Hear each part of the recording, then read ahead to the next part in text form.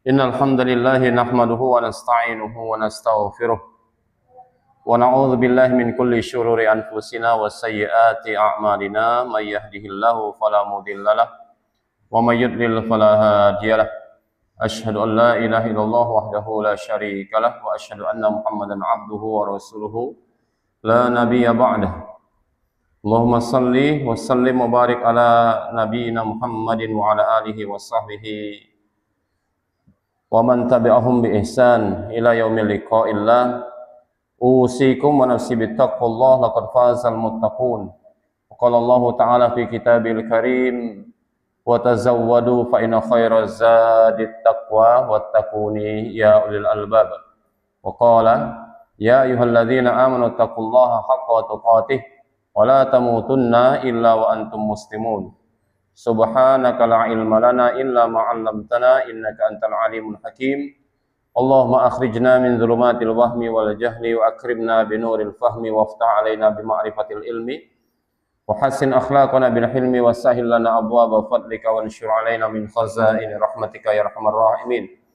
Allahumma anfa'na bima 'allamtana wa 'allimna ma yanfa'una warzuqna uluman tanfa'una fid din wad dunya wal akhirah. Wa arinal haqqa haqqan warzuqna ittiba'ah wa arinal batila batila warzuqna ijtinabah. Allahumma ij'alna mimman yastami'una al-qawla fayattabi'una ahsana wa adkhilna fi rahmatika ya rabbal alamin. Allahumma faqihna fid din wa 'allimna ta'wil. Rabbi shrah li sadri wa yassir li amri wahlul 'uqdatam min lisani yafqahu qawli. Amma ba'du, jamaah Masjid Al-Istiqamah yang dimuliakan Allah Subhanahu wa taala. Alhamdulillah pada sore hari ini kita dapat berkumpul lagi di masjid yang kita banggakan ini untuk sama-sama meneruskan kembali kajian tafsir At-Tanwir karangan Majelis Tarjih dan Tajdid PP Muhammadiyah. Kemarin kita sudah membahas tafsir Quran surah Al-Baqarah ayat 140 dan pada hari ini kita akan memasuki tafsir Quran surat Al-Baqarah ayat 141 yang merupakan akhir ayat dari juz pertama. Dan kita akan review dari awal sampai akhir ini yang kita pelajari selama 3 tahun. 141 ayat 3 tahun. Kita mulai di sini itu insya Allah bulan Maret. Sebelum puasa Pak, Maret, April, Mei, turah 2 bulan, 3 tahun 2 bulan. Mudah-mudahan Allah Subhanahu Wa Taala memberikan ridhanya kepada kita semua, amin ya rabbal alamin. Jamaah yang dirahmati oleh Allah Subhanahu Wa Taala, pada pertemuan lalu kita telah membahas tafsir Al-Baqarah 140 yang merupakan bentuk bantahan tegas Allah Subhanahu Wa Taala kepada ahli kitab ini. Mereka mengklaim bahwa para nabi terdahulu berada di atas agama Yahudi dan Nasrani. Orang-orang Yahudi mengatakan bahwasannya Ibrahim dan keturunannya adalah orang-orang Yahudi. Orang-orang Nasrani juga mengatakan demikian, akan tetapi dibantah oleh Allah Subhanahu wa taala dengan ayat yang kita pelajari kemarin. Padahal Nabi Ibrahim alaihissalam beserta anak keturunannya itu hidup jauh sebelum ada Taurat, hidup jauh sebelum adanya Injil diturunkan kepada Musa, kepada Isa alaihi wassalam. Maka bagaimana mungkin mereka disebut Yahudi atau Nasrani? Dalam ayat ini Allah mengajarkan kepada kaum muslimin pentingnya berpijak atas ilmu dan wahyu, ya. Bukan hanya sekedar fanatisme kelompok saja atau warisan nenek moyang semata. Karena kebanyakan dari kita ini berislam terkadang berdasarkan fanatisme. Fanatisme golongan, fanatisme ormas. Kalau enggak, apa kata nenek moyang kami? Opon jari baik, gitu Pak ya. Baik dhisik ngene, walaupun bertentangan dengan dalil Al-Quran dan Sunnah, tetap dilakoni. Makanya ayat kemarin itu seperti itu, untuk membantah yang demikian rupa. Namun Allah membongkar kedustaan tersebut dan menegaskan bahwa agama para nabi adalah tauhid dan kepasrahan kepada Allah Subhanahu wa taala atau yang dinamakan dengan Islam. Di dalam tafsir Ibnu Katsir Beliau menjelaskan bahwa ayat ini menunjukkan kebatilan klaim ahli kitab karena penyanderaan agama Yahudi dan Nasrani kepada Nabi Ibrahim dan para nabi setelahnya adalah bentuk kedustaan terhadap sejarah dan wahyu Allah. Jadi bentuk distorsi sejarah, perubahan sejarah.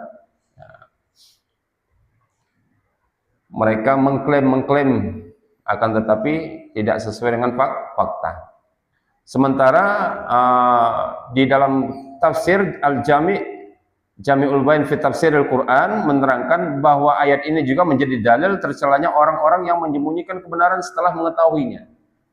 Sebab mereka sebenarnya mengetahui bahwasannya Nabi Ibrahim itu bukan Yahudi dan bukan juga Nasrani, tetapi mereka menyembunyikan fakta demi mempertahankan kedudukan dan pengikut mereka demi gengsi. Nah, Pak ya, kalau orang sudah beragama itu pakai gengsi itu, Pak, nah itu mau kebenaran apapun yang ditunjukkan kepada mereka pasti akan mereka bantah. Ya, Pak ya. Kalau sudah gengsi, kebenaran sudah di depan mata, kalau sudah gengsi itu sudah kebenaran pun tidak akan dianggap. Nah, pelajaran penting dari 140 kemarin itu yang pertama, kebenaran itu tidak diukur dari banyaknya pengikut. Ya.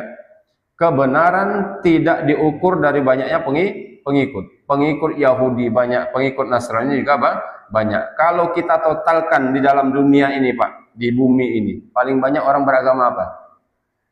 Islam? Ya. Nasrani kebanyakan. Islam itu hanya seberapa persen saja.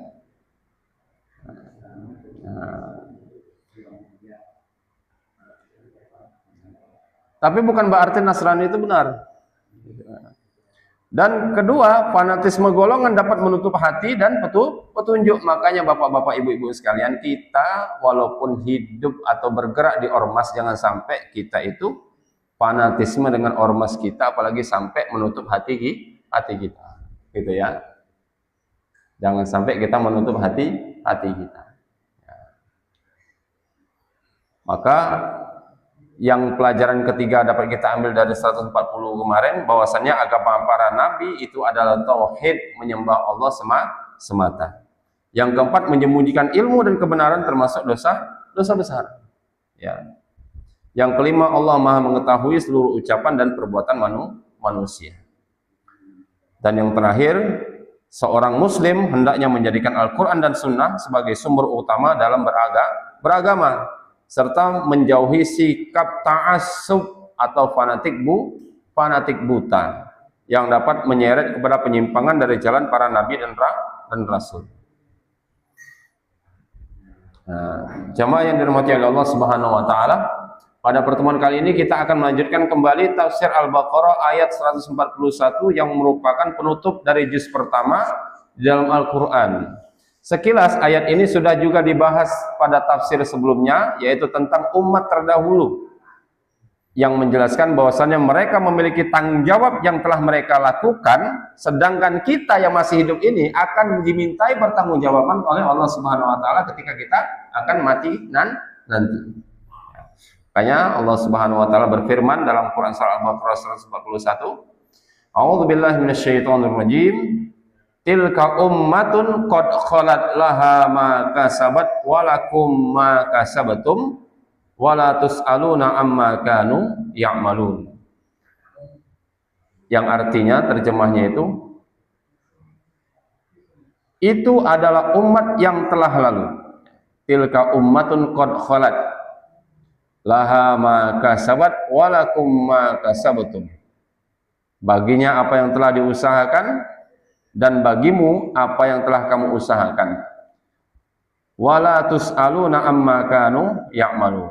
Dan kamu tidak akan dimintai pertanggungjawaban tentang apa yang dahulu mereka kerjakan. Quran surah Al-Baqarah 141. Jamaah yang dirahmati Allah Subhanahu wa taala, makna umum ayat ini itu merupakan, atau ayat ini datang setelah Allah membantah klaim orang-orang Yahudi dan Nasrani yang membanggakan hubungan mereka dengan para nabi seperti Nabi Ibrahim, Nabi Ishak, Nabi Yakub dan keturunan mereka. yang disebutkan dalam Al-Quran adalah al-asbat. Ya. Mereka merasa paling benar hanya karena memiliki garis keturunan orang-orang soleh. Lalu Allah menegaskan bahwa keselamatan bukan ditentukan oleh keturunan, bukan ditentukan oleh kelompok atau kebanggaan sejarah semata, tetapi oleh iman dan amal masing-masing. Jadi keselamatan itu tidak ditentukan oleh keturunan, tidak ditentukan kelompok, tidak ditentukan atau kebanggaan tentang sejarah kaum, ya, tetapi oleh iman dan amal masing-masing. Dan ayat ini mengajarkan prinsip keadilan Allah Subhanahu wa taala. Ada nilai keadilan Allah Subhanahu wa taala. Setiap orang bertanggung jawab atas amalnya sendiri. Ya. Tidak bisa bergantung kepada kemuliaan nenek moyang dan tidak akan dihukum karena dosa orang lain.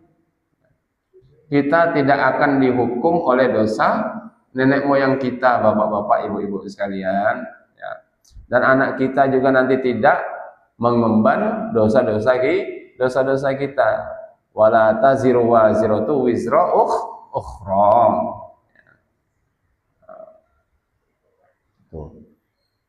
Maka secara perayat, makna perayat di sini tilka ummatun qad khalat. Kalau kita terjemahkan, itu adalah umat yang telah berlalu. Maksudnya apa? Maksudnya adalah umat para nabi terdahulu seperti Nabi Ibrahim, Ismail, Ishak, Yakub dan Asbat atau anak keturunan mereka.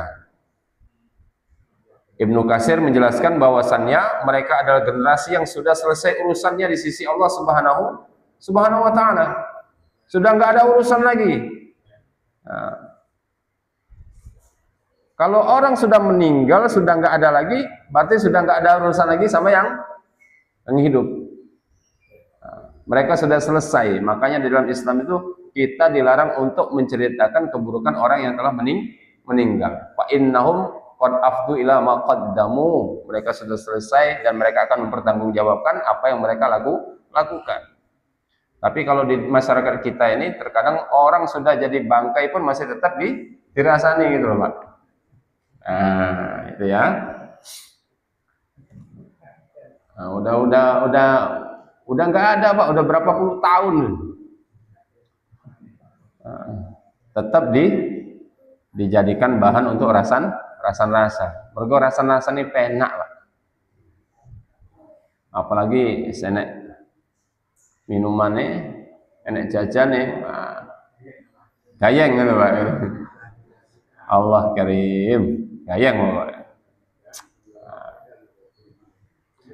Dan mereka telah menerima balasan atas amalan mereka, baik pahala ataupun hukuman. Dan ayat ini juga sekaligus mengingatkan, jangan hanya sibuk membanggakan masa lalu umat terdahulu, tapi lihatlah bagaimana keadaan diri kita hari ini, sekarang yang harus kita perbaiki.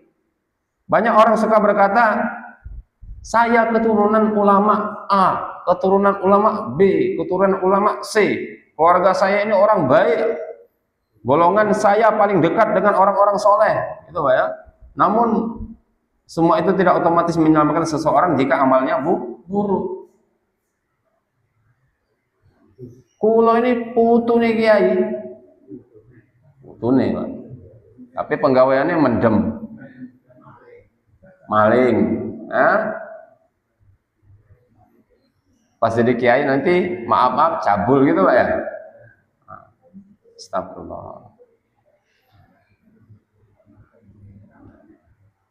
Maka Allah Subhanahu wa taala menegaskan laha ma kasabat walakum ma kasabatum. Baginya apa yang telah diusahakannya dan bagimu apa yang telah kamu usahakan. Ini adalah kaidah besar dalam Islam, ya.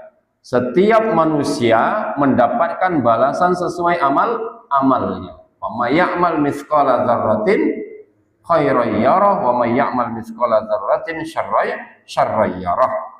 Imam At-Tabari menerangkan bahwa Allah Subhanahu wa taala tidak akan memberikan pahala seseorang kepada orang lain tanpa sebab syar'i dan tidak pula memindahkan dosa kepada orang lain yang tidak melakukannya, kecuali nanti di hari kiamat ada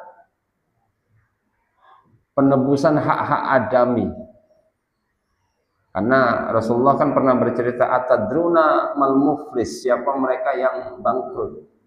Itu cerita orang yang pernah ya'ti bisalah wa zakat, istilahnya datang kepada Allah dalam keadaan membawa pahala salat, membawa pahala zakat, tetapi qad syatama hada, pernah mencaci ini, pernah memfitnah ini. Maka itu nanti kebaikan orang-orang yang suka rasan-rasan ini Pak ditransfer nek wong sing dirasani. Habis saldonya yang ngerasani ini Pak, keburukan yang dirasani ini diberikan kepada orang yang ngerasani. Hati-hati. Hati-hati. Ibu ya, Bu. Ibu saya. Ibu-ibu saya ini usikum wa nafsi bittaqullah ya. Kami juga terkadang agak nggak sadar kadang-kadang tiba-tiba termasuk masuk dalam perangkap ghibah tanpa sadar. Anak halus sekali Bu. Nah, ayat ini juga menghancurkan sikap bergantung kepada tokoh. Ada orang yang merasa aman karena dekat dengan ustadz. Ada orang yang merasa aman karena bagian dari organisasi tertentu, memiliki nasab mulia atau berasal dari keluarga yang baik-baik. Padahal di hadapan Allah yang dinilai adalah iman dan amal pribadinya. Maka jangan pernah kita itu merasa aman karena kita itu dekat dengan seorang ustadz. Dekat tok tapi nggak tahu, tak tahu ngaji. Ustadznya juga belum tentu juga baik gitu. Ustadz sama aja Pak Bu, ya manusia juga punya hawa nafsu. Kalau saya sudah ngomong masalah-masalah yang aneh-aneh, tinggal Pak. Tinggal nggak usah ngaji lagi di Istiqomah. Wis perkara pokoknya kita membahasnya Quran, Sunnah, tafsir ulama gitu Pak. Kalau masalah-masalah goib kayak gitu kan. Apalagi kalau sampai minta pesugihan sama saya, urusannya kene rasuki mencalon pesugihan. Tuh ya. Nah, Rasulullah SAW bersabda, barang siapa yang memperlambat oleh amalnya, ya barang siapa yang diperlambat oleh amalnya, maka nasabnya tidak akan mampu mempercepatnya. Hadis riwayat Muslim. Jadi Imam Al-Qurtubi juga menjelaskan bahwa ayat ini menunjukkan pentingnya kesungguhan dalam amal soleh dan meninggalkan ketergantungan kepada kemuliaan orang lain. Pokok derek ustad, derek neng di Pak. Ustad daerah jelas harap neng di kan. Derek Kanjeng Nabi kan. Jangan derek ustad. Kalau ustaz itu menyampaikan apa yang disabdakan Nabi, ikuti. Maka kami dapat pesan itu, ikuti kebenaran, jangan ikuti orang benar. Karena kenapa? Orang benar itu bisa jadi salah nanti ke depannya. Tapi kalau kebenaran tidak mungkin akan salah. Jangan mengikuti orang. Nah, contoh relevan zaman sekarang, bapak-bapak, ibu-ibu sekalian, kadang di Indonesia ini ada orang merasa aman masuk surga. Bukan karena amalnya, tapi karena atribut yang ada di sekelilingnya. Misalnya, ada orang yang berkata gini, tenang mas, gitu ya. Setiap hari kita itu kan dekat sama ustadz. Tapi yang dimaksud dekat dengan ustadz ini ternyata rumahnya sebelahan. Bukan tiap kajian pun nggak pernah ikut ngaji. Cuman bantu parkir aja. Atau paling depan kalau makan nasi kotak. Kalau waktu kajian ngilang, pas bagi berkat, wah, sing bagi nih Pak. Ya. Begitu azan subuh, ustaznya sudah di masjid, dia masih tidur. Itu gimana? Ada lagi yang merasa paling benar karena organisasi, ya. Pokoknya organisasi kami ini paling lurus lah. Tetapi lisannya suka menghina, mudah merendahkan muslim yang lain, debat paling semangat, sholat berjamaah malah nggak pernah. Ngakunya ahlu sunnah wal jamaah, tapi nggak pernah sholat sunnah dan sholat jamaah. Nah, itu loh Pak. Ya Pak ya. Nah, kita kalau mengaku ahlu sunnah wal jamaah, usahakan bisa salat sunnah dan salat berjamaah. Ya. Catat Pak, ini bisa jadikan status WA nanti. Ya. Ada juga yang bangga dengan nasab, itu ya. Saya ini anak kiai besar, cucu kiai, tapi akhlak ke tetangga itu kalau parkir nutup jalan, minjem uang gak pernah ngembalikan, utang ratau balik, datang pengajian paling akhir, pulang duluan saat kerja bakti. Pas kerja bakti dianya cuman bagian ngawas toh. Seakan-akan nanti di hari kiamat malaikat itu bertanya, amalannya mana? Lalu dia menjawab, memang amalan penting. Saya cucunya kiai loh, saya cucunya orang terkenal. Padahal Allah sudah mengingatkan, laha ma kasabat walakum ma kasabtum. Ya. Maka ayat ini ditutup dengan firman Allah Subhanahu wa taala, wala tus'aluna amma kanu ya'malun, dan kalian tidak akan ditanya tentang apa yang dahulu mereka kerjakan. Maksudnya apa? Maksudnya Allah tidak akan menghisab kita atas amal generasi terdahulu. Dan ayat ini mengandung pendidikan besar dalam diri kita agar manusia fokus memperbaiki dirinya sendiri. Seringkali manusia ini sibuk memperdebatkan kesalahan orang terdahulu. Ada sampai sekarang itu kesalahan-kesalahan ulama terdahulu itu diungkit-ungkit sampai sekarang. Padahal sudah ratusan tahun yang lalu. Mereka loh mungkin sudah diampuni sama Allah, kita masih memperdebatkan dosa-dosa dia. Fanatik kepada tokoh, ya, atau membela kelompok secara berlebihan, tetapi lupa memperbaiki ibadah dan akhlaknya sendiri. Padahal nanti di hari akhir, di hari kiamat nanti, yang ditanya adalah salat kita apa, bagaimana, kejujuran kita bagaimana, ya. Lisan kita pernah menyakiti orang apa enggak, terus hati kita ini benar apa enggak, dan amal kita sendiri ini amburadul apa benar, gitu. Itu yang harus kita fokuskan. Kadang lucu melihat keadaan sebagian orang sekarang ini. Kalau berbicara dosa sendiri lambat sekali introspeksinya, Pak ya. Tapi kalau membahas kesalahan orang lain itu, masya Allah, sampai yang ulama berapa ratus tahun yang lalu itu diungkit-ungkit. Akan tetapi kesalahan diri sendiri itu sulit diperbaiki. Itulah kita. Gampang. Begini sajalah. Ketika teman kita mendapatkan suatu hal yang tidak enak, pasti kita katakan, itulah hukuman dari Allah Subhanahu wa taala. Balasannya. Coba kalau kita yang tertimpa, Pak, ujian, wah soleh sekali. Ujian tuh kalau orang baik.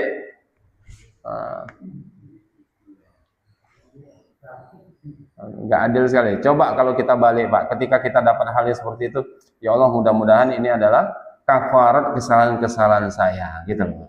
Tapi ngelihat orang lain terkena musibah, ya Allah, mudah-mudahan itu menjadi ujian untuknya agar dinaikkan derajatnya.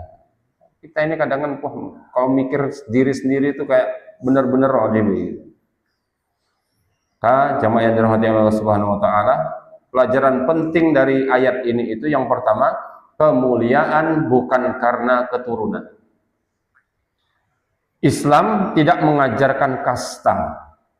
Anak Nabi pun tidak otomatis selamat jika tidak beriman kepada Allah Subhanahu wa taala. Seperti siapa? Anak Nuh alaihi salam. Sebaliknya, orang biasa bisa mulia di sisi Allah karena ketakwaannya. Banyak contohnya. Allah Ta'ala berfirman, inna akramakum indallahi atqakum. Itu yang pertama. Yang kedua, jangan pernah fanatik golongan. Kami di sini dimanapun itu tidak pernah mengajari untuk fanatik golongan. Walaupun kita berada di ormas, akan tetapi tidak pernah kami untuk mengajari bahwasanya ormas kita itu adalah paling benar absolut. Tidak. Ada kelebihannya, ada kekurangannya. Tuh. Jangan fanatik golongan. Ayat ini mengingatkan bahwa fanatisme kelompok bisa membuat seorang lupa kepada inti agama, yaitu iman dan amal soleh. Intinya beragama itu adalah iman dan amal soleh. Kebenaran tidak diukur dari banyaknya pengikut, tidak diukur dari kelompok atau nama kelompok tersebut, atau ketenaran tokoh, tetapi diukur dengan kesesuaian kepada Al-Quran dan Sunnah. Cocok apa enggak? Banyak yang terkenal golongan-golongan tetapi yanharif anil Quran was Sunnah, melenceng dari namanya Al-Quran dan Sunnah. Yang ketiga, fokus memperbaiki diri adalah salah satu fokus memperbaiki diri. Salah satu penyakit zaman sekarang adalah terlalu sibuk menilai orang lain. Ayat ini mendidik kita agar fokus kepada amal pribadi kita sendiri dan memperbaiki ibadah, memperbaiki akhlak, dan memperbanyak taubat kita di hadapan Allah Subhanahu wa Ta'ala. Karena setiap orang akan berdiri sendiri di hadapan Allah. Jadi penutup ayat ini itu Quran surah Al-Baqarah ayat 141 ini adalah pelajaran tentang tanggung jawab pribadi di hadapan Allah. Ayat ini menghancurkan kesombongan karena nasab, golongan, apalagi sejarah kaum yang punya sejarah bagus. Allah mengajarkan bahwa yang menentukan keselamatan bukan siapa keluarga kita, akan tetapi bagaimana iman dan amal kita. Bani Israel itu sebenarnya bagus secara keturunan, garis keturunannya nabi semuanya, paling banyak nabi dari Bani Israel. Maka seorang muslim hendaknya tidak tertipu dengan kebanggaan kelompok, tidak bersandar kepada kemuliaan orang lain, dan bersungguh-sungguh memperbaiki dirinya sebelum datang hari hisab nanti. Maka kita akan review tafsir juz 1 Al-Quran yang kita pelajari dari 2023. Ya, saya ingat sekali Maret 2023 mulainya, dan kita khatam Mei 2026. Tapi yang ngaji gini-gini aja berasa. Yang mudah-mudahan dikit itu bukan berarti jelek loh Pak ya. Itulah pilihan kan, yang dipilih Allah untuk ngaji tafsir. Enggak semuanya loh Pak betah ngaji tafsir loh Pak. Ya. Yang ngomong aja kadang-kadang rodo-rodo gak betah. Tapi ketika balik lagi, Quran sudah minta kebaikannya. Jarang-jarang orang diberi kenikmatan untuk ngaji tafsir. Ya. Dari Al-Fatihah sampai Al-Baqarah 141 ini kita dapat menangkap bahwasannya juz 1 Al-Quran adalah pondasi besar perjalanan seorang muslim menuju hidayah. Di dalamnya pertama kali kita membaca Al-Quran itu ada Bismillahirrahmanirrahim. Apa artinya di sini? Di sini menjelaskan bahwasannya pertama kali ketika kita buka Al-Quran itu Allah langsung mengenalkan siapa dirinya. Atas nama Allah Ar-Rahman Ar-Rahim, Maha Pengasih dan Maha Penyayang. Biar kita itu nggak kaget, biar kita itu nggak takut, nggak lari. Coba kalau Bismillahil Qahhar, Jabbar, coba, wah, merinding kita. Semoh ya, paling gitu. Di sini Allah ingin kita itu Bismillahirrahmanirrahim. Ini loh Tuhanmu ini yang paling Rahman dan paling Rahim. Dan di juz 1 ini juga dijelaskan siapa manusia, terus jalan keselamatan, sifat orang beriman, bahaya kemunafikan, kisah awal penciptaan manusia, dakwah para nabi, hingga peringatan agar kita tidak tertipu oleh fanatisme agama dan keturunan sampai yang kita pelajari sekarang. Juz pertama dimulai dengan doa, lalu ditutup dengan perjalanan tentang tanggung jawab pribadi di hadapan Allah Subhanahu wa Ta'ala. Di surat Al-Fatihah kita menemukan bahwasannya di sana adalah ada jalan memohon hidayah. Ya. Juz 1 dibuka dengan Al-Quran, surat paling agung. Di dalamnya ada lafaz atau ada redaksi Al-Quran, ihdinas siratal mustaqim, tunjukkan kami jalan yang lurus. Ya. Ihdinas siratal mustaqim, seluruh isi Al-Quran sebenarnya adalah jawaban dari doa ini. Manusia hidup mencari jalan, ada yang mengejar harta, ada yang mengejar jabatan, ada yang mengejar popularitas, bahkan mencari kebenaran lewat hawa nafsu. Namun Al-Fatihah mengajarkan hidayah hanya datang dari Allah Subhanahu wa Ta'ala. Dalam surat ini juga Allah membagi manusia menjadi 3 orang yang diberi nikmat. An'amta alaihim, para nabi dan orang saleh. Orang-orang yang dimurkai, al-maghdub, ya. Orang yang sesat, waladhdallin, ya. Ini menjadi pembuka seluruh perjalanan tafsir Al-Quran kita.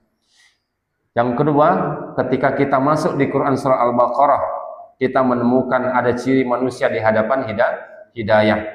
Allah lalu menjelaskan respon manusia terhadap Al-Quran. Yang pertama, orang beriman adalah orang beriman kepada yang gaib, mendirikan salat, berinfak, yakin kepada akhirat. Keimanan bukan hanya slogan tetapi melahirkan amal. Jadi keimanan itu kalau tidak ada manifestasi atau perwujudan dari pekerjaan itu bukan dinamakan dengan iman secara utuh, hanya sekedar iman secara lisan, belum komplit. Yang kedua, orang kafir mereka menolak kebenaran walaupun sudah datang penjelasan. Hati mereka tertutup karena kesombongan dan penolakan terhadap hidayah. Yang ketiga, ada orang munafik. Ada 3 sifat manusia, Pak, ya. Mukmin, kafir, sama munafik di Al-Baqarah itu. Ini pembahasan paling panjang di awal Al-Baqarah karena banyaknya atau karena bahayanya munafik ini. Munafik ini tuh luarnya Islam, tapi hatinya rusak. Fi qulubihim maradun, fazadahumullahu maradun. Ya. Mereka pandai bicara agama, tapi agamanya tidak dipakai untuk kepentingan dunia. Sangat relevan di zaman sekarang karena kita ini ramai sekali menampilkan citra orang soleh, Pak. Tetapi kosong dari keikhlasan. Bentuk AI kita ini kadang-kadang ketok gawe peci, gawe koko, pakai sarung ke masjid. Tapi coba, Pak, kita habis ngaji tafsir, kita cek lagi. Kita ini ikhlas apa betulan? Ikhlas betulan nggak kita ini? Nah, apakah ada kepentingan dunia kita itu di masjid? Yang ketiga, kisah Nabi Adam alaihissalam. Kita menemukan ada kisah Nabi Adam alaihissalam dan awal permusuhan dengan iblis. Allah lalu menceritakan penciptaan Nabi Adam di dalam Al-Baqarah. Pelajaran pentingnya, manusia dimuliakan dengan ilmu. Wa 'allama Adamal asma'a kullaha. Dan setan hancur karena kesombongan. Selain itu, dosa itu bisa diampuni dengan taubat. Iblis merasa lebih baik daripada Adam. Inilah akar kerusakan, yaitu kesombongan. Banyak manusia rusak bukan karena tidak pintar, tetapi karena mereka merasa paling benar. Yang keempat, Bani Israel. Ya, kita ketika membaca Al-Baqarah ini membaca tentang Bani Israel. Dari ayat berapa sampai sekarang kita masih tentang Bani Israel. Apa yang bisa kita ambil dari pelajaran Bani Israel, Pak? Nikmat besar yang tidak disyukuri. Ya. Jangan sampai kita seperti Bani Israel yang diberikan nikmat besar tetapi tidak pandai untuk menyukuri. Bagian terbesar dari juz 1 ini membahas tentang Bani Israel. Allah mengingatkan nikmat yang diberikan, penyelamatan dari Fir'aun, diturunkannya Taurat, makanan dari langit, al-manna was-salwa. Para nabi yang diutus itu paling banyak dari kalangan Bani Israel. Tetapi apa feedback mereka pada Allah Subhanahu wa taala? Bersyukur, taat, mereka sering membangkang, banyak berdebat, bahkan sampai mengubah-ubah ajaran agama, dan paling besar lagi dosa-dosa mereka adalah membunuh para nabi. Nggak cocok dibunuh, Pak. Coba kalau jemaah istiqomah ini kayak Bani Israel, nggak cocok kalau Ustadz mati nih Ustadz, ganti Ustadz lian nih. Nggak ngeri kayak gitu. Nah, pelajaran pentingnya yang dapat kita petik, nikmat agama tidak menjamin seseorang tetap lurus kalau tidak dijaga dengan iman dan ketundukan.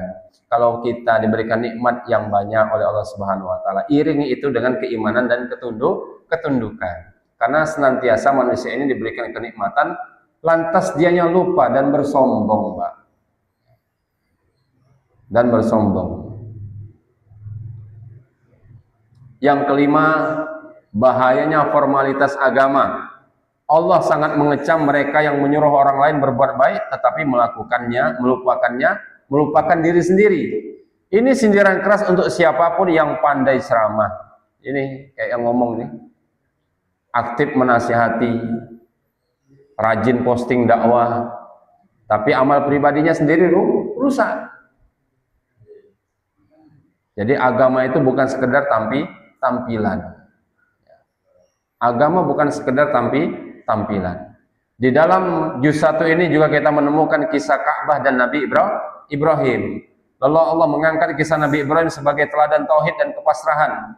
Beliau membangun Ka'bah, berdoa untuk anak keturunannya, menyerahkan diri kepada Allah sepenuhnya. Agama Nabi Ibrahim adalah agama tauhid, bukan Yahudi dan Nasrani. Ini menjadi bantahan kepada fanatisme kelompok agama.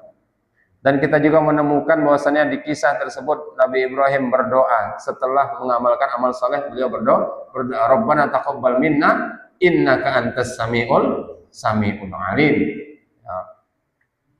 Jangan coba Pak, kalau kita setelah mengamalkan amal soleh kita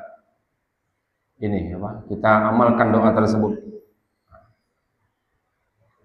Yang ketujuh, ketika baca Al-Baqarah juz 1 ini terdapat perubahan kiblat yang merupakan ujian ketaatan. Perpindahan kiblat dari Baitul Maqdis ke Ka'bah mengajarkan iman sejati adalah tunduk kepada Allah meskipun belum memahami seluruh hikmahnya. Orang-orang munafik sibuk mempertanyakan kenapa kiblat dipindah, sedangkan orang beriman berkata, kami dengar dan kami taat, sami'na wa ata'na. Yang kedelapan, pelajaran dari juz 1 ini, jangan tertipu dengan nasab dan kelompok. Puncak penutup juz 1 ini pada Al-Baqarah 141, laha ma kasabat walakum ma kasabtum. Maka mereka mendapatkan balasan dari apa yang mereka usahakan, dan kalian mendapatkan balasan dari apa yang kalian usahakan. Di sini Allah menegaskan keselamatan bukan karena keturunan, bukan karena organisasi, bukan karena dekat dengan tokoh agama, bukan karena sejarah keluarga. Sejarah keluarga kita bagus. Kita kadang membanggakan bapak mbien, mbah mbien. Sampai nopo? Bambung. Tapi enggak connect, Pak. Kalau kita betul-betul ingin seperti itu, contohlah kesalehan dan ketaatan orang-orang terdahulu. Tetapi karena iman dan amal pribadi ini, ini tamparan keras bagi manusia yang sibuk membanggakan kelompok ustadz idolanya, nasab atau sejarah organisasinya, namun lalai memperbaiki diri. Jadi pelajaran besar untuk zaman sekarang, juz 1 ini sangat relevan dengan kondisi umat hari ini. Banyak simbol agama yang kita temukan, tetapi sedikit ketundukan, banyak berdebat, tetapi kurang ibadah, banyak fanatisme, tetapi miskin akhlak. Orang sekarang mudah fanatik ustadz, ya Pak ya. fanatik organisasi, sibuk membahas kesalahan orang lain tetapi lupa memperbaiki diri sendiri. Padahal inti Al-Quran adalah kembali kepada Allah dengan iman, ilmu, dan amal saleh.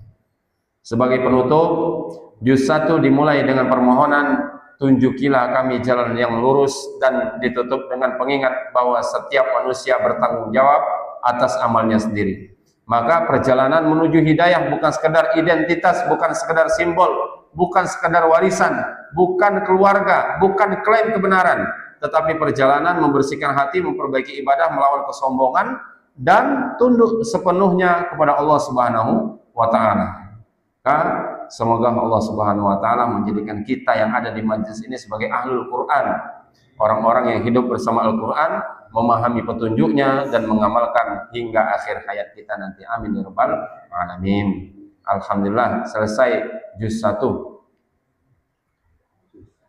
Nah, pertemuan yang akan datang setelah Idul Adha kita teruskan juz 2-nya.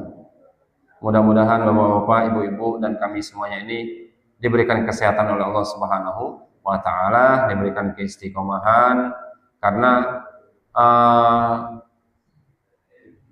watul ta'asyuri fihil kila. Setiap hal yang terus-menerus dilakukan itu terkadang menimbulkan kebosanan, Pak.